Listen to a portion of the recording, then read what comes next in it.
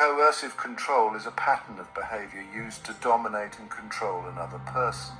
It's a slow burn, not always visible at first, but make no mistake, it is a form of abuse. Imagine someone controlling your every move, dictating who you see and what you do. That's the insidious nature of coercive control. It thrives on isolation, slowly chipping away at your independence. For example, your partner might tell you who you can be friends with, isolating you from your support system. They might constantly monitor your phone, making you feel like you're always being watched. They might control your finances, making you dependent on them. These tactics are like invisible chains, binding you to the abuser. Coercive control is not just physical violence, it's a web of manipulation and control. It's about breaking down your self-worth, making you question your own sanity. This form of abuse can happen to anyone, regardless of gender, age, or background. Recognizing the signs is the first step to breaking free. Imagine this, you're in your own home, a place where you should feel safe and secure, but your partner is secretly recording you, capturing your most private moments without your knowledge or consent.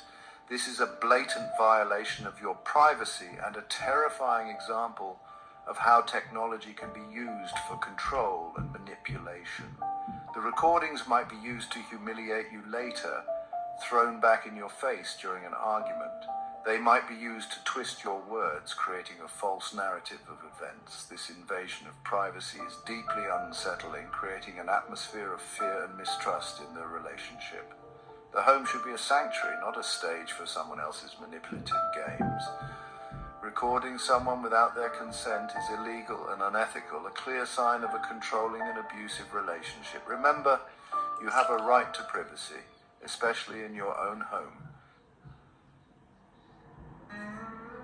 The impact of coercive control is profound and long-lasting. Victims often experience anxiety, depression, and post-traumatic stress disorder. The constant manipulation erodes their self-esteem, leaving them feeling powerless and broken.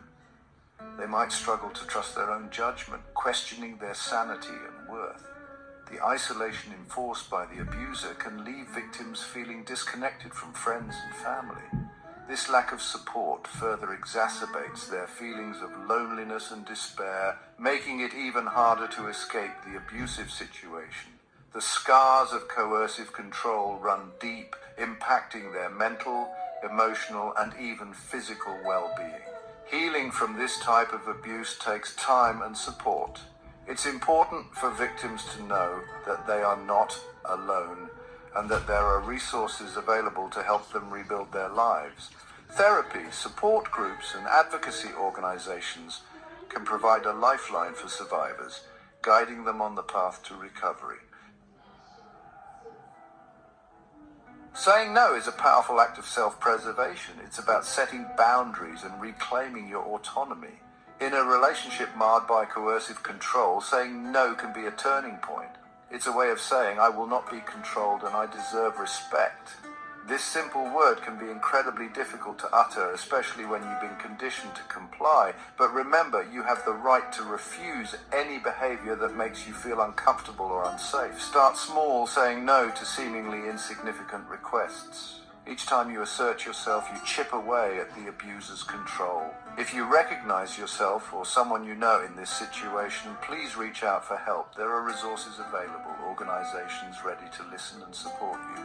Remember, you are not alone. You are worthy of love and respect. Speak your truth, reclaim your power, and break free from the chains of coercive control.